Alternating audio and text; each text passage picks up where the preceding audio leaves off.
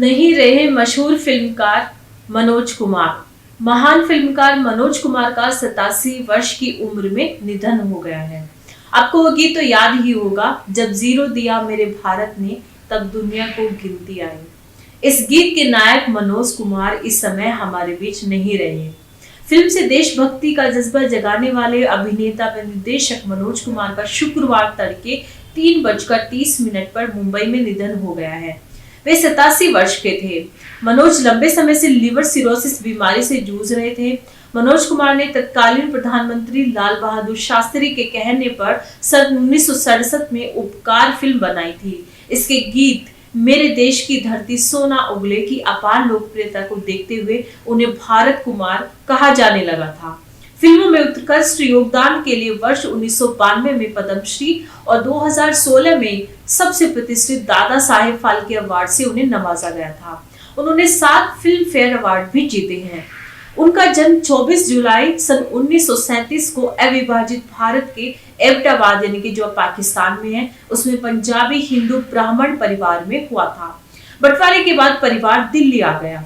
फिल्मों के बाद राजनीति में भी वो आए। 2004 में भाजपा के सदस्य बने। उनकी अंत्येष्टि शनिवार को यानी कि आज होगी। परिवार में पत्नी शशि और 2 बेटे हैं। अब आपको बताते हैं कि मनोज कुमार की कौन कौन सी फिल्में हैं जिन्होंने देशभक्ति का वो पर्याय बन गई थी। मनोज कुमार को सन 1965 में भगत सिंह की जिंदगी पर बनी फिल्म शहीद से बुलंदी मिली थी। फिल्म के बाद वे भगत सिंह की मां विद्यावती से भी मिले थे, जिन्होंने कहा था तुम भगत जैसे दिखते हो। साल 1999 में उनके द्वारा निर्देशित आखिरी फिल्म जय हिंद भी देशभक्ति पर आधारित ही थी। देशभक्ति से ओतप्रोत फिल्मों में शहीद, उपकार, क्रांति, पूरब और पश्चिम प्रमुख है। मनोज कुमार के कुछ ऐसे यादगार गीत हैं जैसे कि मेरे देश की धरती सोना उगले, भारत का रहने वाला हूँ, अब के बरस तुझे धरती की रानी कर देंगे, मेरा रंग दे बसंती चोला। तो ये कुछ ऐसे गीत हैं जो मनोज कुमार की देशभक्ति के विषय में बताते हैं। अब इस पर मनोज कुमार के निधन पर शत्रुघ्न सिन्हा ने अपने विचार, अपने शोकाकुल विचार व्यक्त किए हैं। उन्होंने कहा देश में राष्ट्रवाद के उफान में सबसे बड़ा योगदान मनोज कुमार का था। क्रांति समेत कई हिट फिल्मों में मनोज कुमार के सह अभिनेता रहे शत्रुघ्न सिन्हा बताते हैं राष्ट्रवाद उनमें कूट कूट कर भरा था। राष्ट्रभक्ति और राष्ट्रवाद को जो लोकप्रियता मनोज कुमार की फिल्म में या उनके आचरण की बदौलत मिली वह अभूतपूर्व थी। देश में राष्ट्रवाद का जो उफान दिखता है उसमें बड़ा योगदान मनोज का है। जय जवान जय किसान के नारे को फिल्म उपकार के जरिए सबसे ज्यादा बुलंद और मजबूत करने वाले मनोज कुमार ही थे।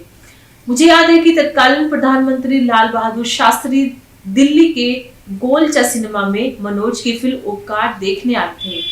शास्त्री जी को फिल्में देखने का शौक नहीं था, लेकिन वे महज 10 मिनट के लिए फिल्म देखने आए थे, लेकिन इतने मंत्रमुग्ध हुए कि 3 घंटे की पूरी फिल्म देखने के बाद ही उठे। भारतीय फिल्म इंडस्ट्री को जो क्षति सुनील दत्त या लता मंगेशकर के जाने से हुई, वैसे ही मनोज कुमार के जाने से भी हुई है। भले उन्हें कई अवार्ड्स मिले हों, लेकिन उनके कद के सामने सभी बौने हैं। वे सही मायने में भारत रत्न थे। मनोज शत्रुघ्न की पत्नी को बहन मानते थे और उनसे राखी बंधवाते थे। शत्रुघ्न के यहाँ जुड़वा बच्चे पैदा हुए तो लवकुश नाम भी मनोज कुमार ने ही दिया था। ऐसा शत्रुघ्न सिन्हा ने मनोज कुमार को याद करते हुए उनके विषय में कहा। तो मनोज कुमार एक ऐसे अभिनेता थे जिन्होंने बॉलीवुड की जो अभी की जो छवि है उसके विषय में बहुत पहले ही बता दिया था। उन्होंने कहा था कि हिंदी सिनेमा यानी कि बॉलीवुड अब बहुत गलत रास्ते पर चल पड़ा है।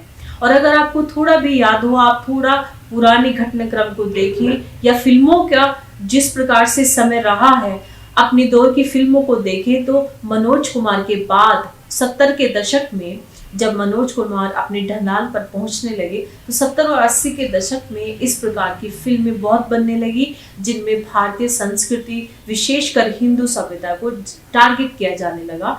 और सिनेमा का जो बिगड़ा हुआ रूप है, बॉलीवुड और ड्रग्स और अंडरवर्ल्ड का जो बिगड़ा हुआ रूप हमारे सामने है, वो उसी समय से शुरुआत हो गई थी। तो ये थी मनोज कुमार पर हमारी स्पेशल रिपोर्ट। आपका मनोज कुमार के विषय में क्या कहना है? आप अपने विचार अवश्य लिखिएगा। अभी के लिए इतना ही, धन्यवाद।